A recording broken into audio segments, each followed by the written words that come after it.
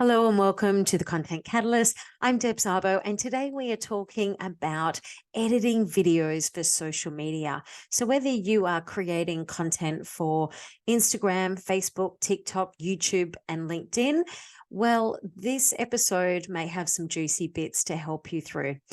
So one of the things that, and I know myself, I have felt this and experienced this and can relate, it gets really frustrating when you need to edit content and you need to edit it quick because you want to get the video out there. And it can be time consuming. And there's so many updates with platforms these days, and it's hard to stay track of, how to use them. It's the new tech can be quite overwhelming, and especially when they make updates to their platforms. So as a video marketing coach and online course creator, I'm not only always creating content for myself, but for my clients as well. So I wanted to take you through some of the ways that you can fast track your editing process.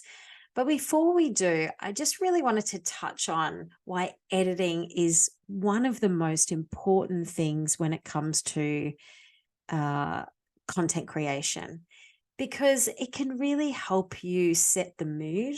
It can help you create emotion. It takes people down a journey and helps you tell a story. It creates a connection with your clients and customers to have conversations. And it can really help to position your brand. And the difference between good editing and not so good editing is that good editing will show enough to tell the story, but not enough for you to get bored. And there's a saying in cinematography and editing, and that is kill the darling. And the kill the darling expression comes from just when you think, you've got it tight in your video or your piece, that's when you actually want to take that last bit out and keep it nice and tight and keep it interesting and keep it fast paced. So here are some of the mistakes that I see with content creators when I see reels on, say, Instagram or YouTube, for example. YouTube, I see this a lot, especially, and that is the clips are too slow. That is probably one of the things that I see the most, is that people are creating content and then they put the whole story out and they're not trimming out the fluff. They're not trimming there's a really fine point. And in research and marketing with food, there's the sweet spot. So it's not too salty, it's not too sweet. It's just right. And the same goes with editing. We want to find that sweet spot with the editing where it's just enough to give you that information, but it's not enough for you to get bored and go, yep, next. And the other thing I see is no context. So when you start a video, good editing has an opening scene. It's got reactions. It's got emotion with music and text. And it's got the formula which keeps you interested. And it's paced quick enough for you to stay interested, but also adds enough layers of context as well. One of the other things that I see in videos is too much fluff. So often when we shoot a video, and if we're talking about sequential order, we'll stack up our video in the timeline because that's how we shoot it. And often, and I know myself, I recommend for people to take much more content than what they're ever going to need. But when I line up clips on a timeline, video clips on a timeline to edit, I will look at editing out the things. Does it really add value? So I'll put it all in order, and then I'll look at the story, and then I'll go, does it really need to be there? Can I get away with it? Or can I just shorten it to really just give a flash of what I'm talking about? So too much fluff is also when people are taking a long time to get to the point. And especially if you're doing reels, for example, you need to be editing out the ands, the ums, and the fluff in between. You want it to be fast paced. You've got 30 seconds to make an impact. So you need to trim all the bits of fat out of there. And the other thing is that they're boring. And when you start making videos, you're going to start making boring videos. You're going to start making, clips that are too slow. And that's okay. I want you to know that that's okay, because the most important thing is that you're showing up. However, I want you to get to a point where you're showing up and you're posting things, but I also want you to progress to the next point of keeping your content interesting. And that's, again, that progress that we have when we practice. Practice equals progress.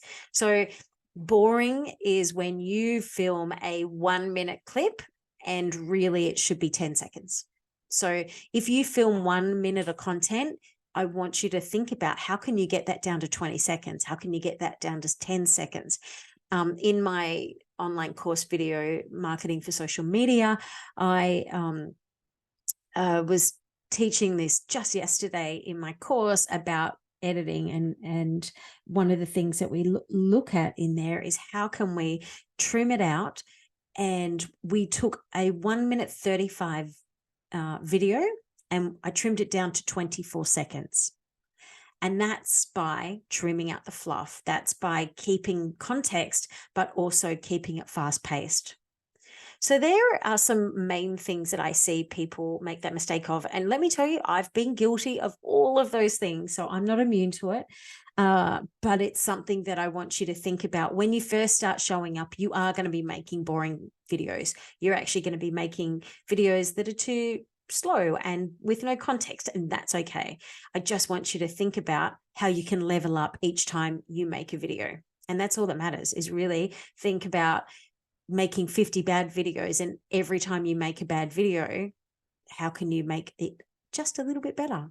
And I say a bad video is because you're going to look back on it in a year's time and you're going to, oh my God, that was a bad video. But that's okay, because you made a video and you put content out there. You connected with your audience.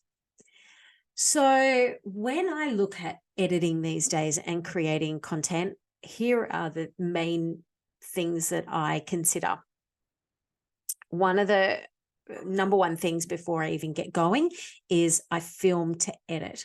So what does that mean? It means that when I am actually creating content, I'm already picturing the story of what I'm going to post, what that looks like when I post that up. I'm already looking at what that content looks like when I repurpose it down the track as well. Where can I use it? How can I relayer it into a story somewhere else? So filming to edit will really help you speed along the process when it comes to editing. Now, editing is what I hear people get bogged down with the most, and why they don't post reels and videos on social media is because it takes them too long to edit, and you want to be able to edit content fast. So the other tip that I have is use templates. Like a lot of the platforms that are available now, and a lot of video editing apps have templates, and I use them. I definitely use them, especially with B-roll. I can do an event and I'll go to an event and I'll film content for it, and I will capture 70 clips, easy, 70 video clips. And if I was to sit down at my desk and edit them later, it would take me, a bit of time. However, if I use a template to cut that B-roll to tell a story, and that's really what I want to do, is wrap it up and give a summary of that event, then I'm going to use templates that are available, which have already got music in them. And all I have to do is add in the clips and it edits all for me. Oh my God, it's such a time saver. I talk about that in my course. I talk about what templates to use, and I talk about what apps I use as well. There are lots of apps out there, and I've played around with pretty much most of them. And there are ways that you can get the best out of these apps, and there are apps that certainly do a better job than others, depending on your industry as well. The other thing I hear from people is, how do I organize my content? And this was something when I was first starting out creating content, is how do I organize my content? Like I have Dropbox, for example, where I store my long form videos when I edit them, when I record on my DLSR, and I'll download that SD card onto Dropbox. So I've got raw content and then I've got produced content, and that's on the cloud. So I'm not going to lose that footage. So, but the thing about that is it takes time to upload that footage. And if in the beginning I was taking content on my phone and then trying to upload it into Dropbox, and oh my God, it took forever. So there are other better ways. Let me tell you, I worked that out pretty quickly. So organizing content into albums and making sure you've got enough storage is one of the main things that I can recommend. Again, I cover this in my online course.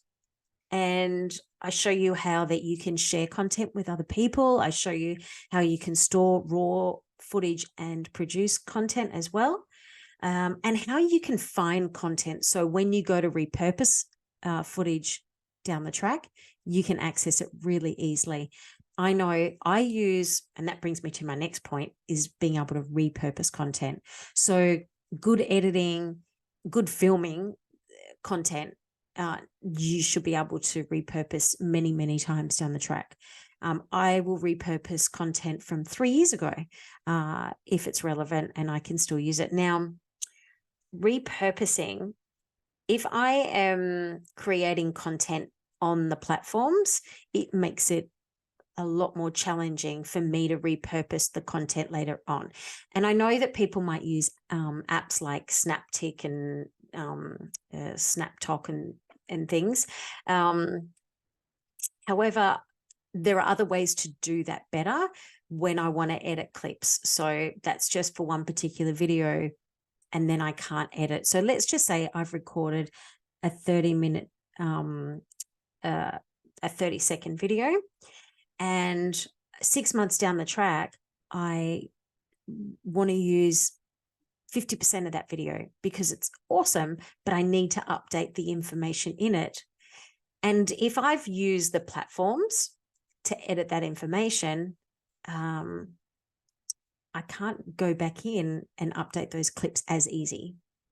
I can't go back in and update the text in it. So using apps that will allow you to, like I said, I edit out of app, and I have a few apps that I use to edit content as well, which allows me to, with ease and with efficiency, edit videos and then go back and be able to edit them later when I need to update those clips. So for me, that's a massive, massive thing, because I am all about repurposing content. When I take video, I want to be able to, if I'm taking video of an event, I want to go back a year later and pull that content out and use those clips to promote that event. I want to use those testimonials that I've gotten on the night of that event. So by editing out of app, I can edit the clips to be relevant to now. I can update the info. I can refresh the clip as well. So just by changing the music bed and changing the text, the graphics, I can change the whole context of that whole video. And I can tell you this because I do it myself. So I made content for my online course launch recently, but I was pulling out content I made 12 months ago that I was now giving a refresh. It's like a little mini renovation, really. It's a little spruce. And that's just by updating the info, the graphics, and the music. So yeah, there are a few of my editing tips. Now, if you want to go a little bit deeper and want to know all my hacks and tips on editing using your phone, now I use my phone to edit, and I also use my desktop to edit. It depends on the content and it depends on what I'm doing. If I'm pushing out content for short form, on platforms, I'll use my phone. And in fact, I'll probably use my phone to edit most content these days, apart from if I'm doing long form content, and that's going to be in multiple bits of long form and short form content, and repurposing longer form content, I'll use my desktop. But majority of the time I'm using my phone and the phone apps to edit content. So if you do want to dive a little bit deeper and get all my things that I've learned over the last few years of editing, then I am hosting a editing masterclass on Wednesday, the 18th of October at 6:30 p.m. So it gives you a chance to get home from work, pour a glass of wine or have dinner, and tune in for the masterclass. And if you would like to be part of this editing masterclass and learn how to edit video on your phone fast and be organized and repurpose content, then go to my website. It's debszabo.com/editing. And I'll put the details in the show notes as well. So if you want to join me for the masterclass, I'd love to have you along, because you are going to learn so many time-saving tips to help you, make reels, to make TikToks, to make YouTube, to make LinkedIn videos that connect with your customer and stop the scroll. Because essentially, good editing will help you to stop the scroll and make your content interesting for you to that you want to actually get on and make more content. I always find that I love the process when I've made an awesome video for social media. I'm like, I get excited. There's an adrenaline rush and I want to share it everywhere. So I want to help you create that as well. So jump onto my website, debszabo, debszabo.com/editing, and you can join my masterclass next week. Until then, I will see you in the next episode.